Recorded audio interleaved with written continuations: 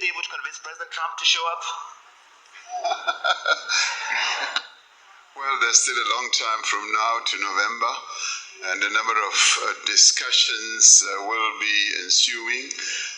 And so the G20 process consists of 130 meetings the whole year, and we participate with a number of countries, and the US also participates, and leading to that summit where we will, as South Africa, hand over to the United States. One would hope that it will all happen seamlessly and in an ordinary and well-managed manner. So we will see how this whole process will end up. But we are excited as South Africa and very privileged to be heading the G20 for the very first time on the African continent, and we're particularly pleased that our own continent as a whole, through the AU, is now a member and will be participating fully as we get the world to discuss our priorities and our theme, which is solidarity, equality as well. And as we do all that, we expect that our key priorities will become top of mind in the discussions that are currently taking place leading up to the Leaders Summit in November.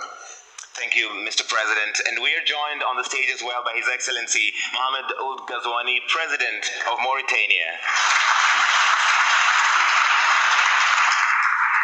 I'll come back to that in just a second, President Ramaphosa. But President Kagame, when we spoke in February, at the beginning, shortly after President Trump took over power, you said you supported the cuts to aid, that we as Africans have to be self-dependent. We can't rely on other people to fund our development.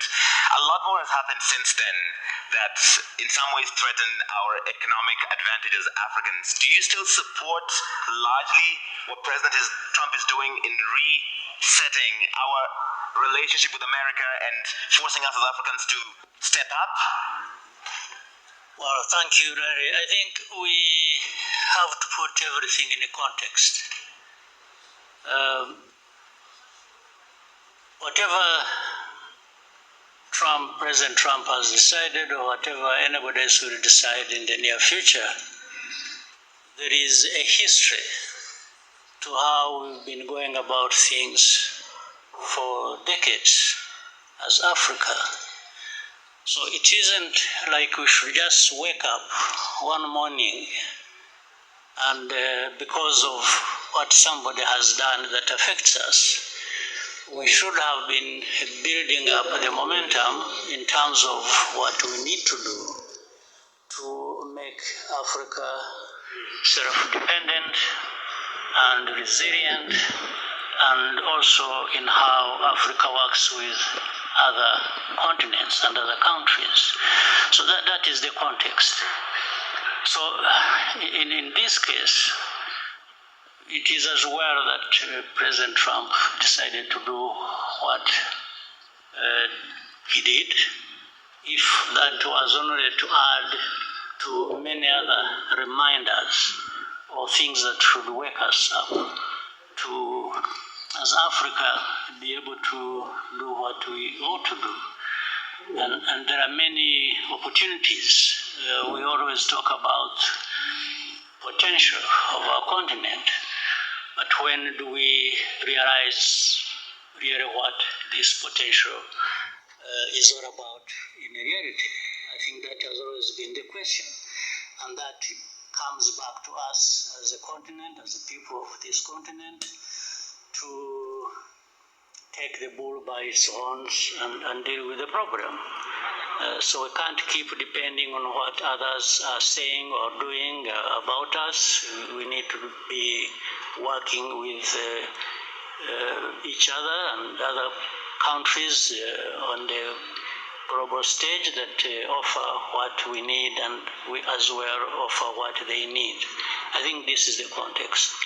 You have been an advocate, President Kagame, of reforming the African Union.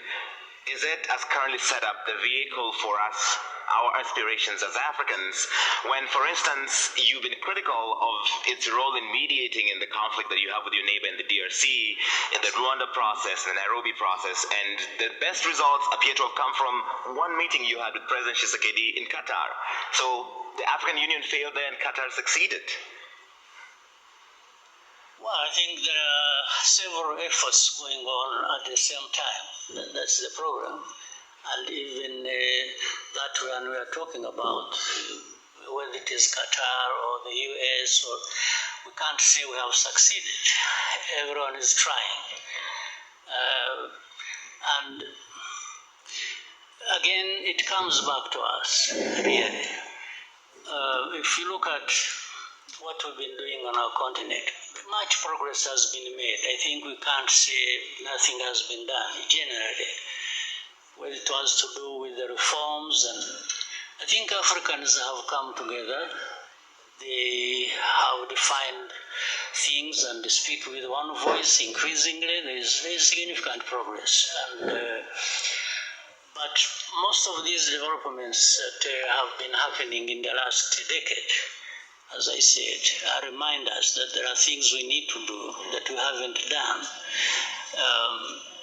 So if you look at it at the African Union level, I remember when I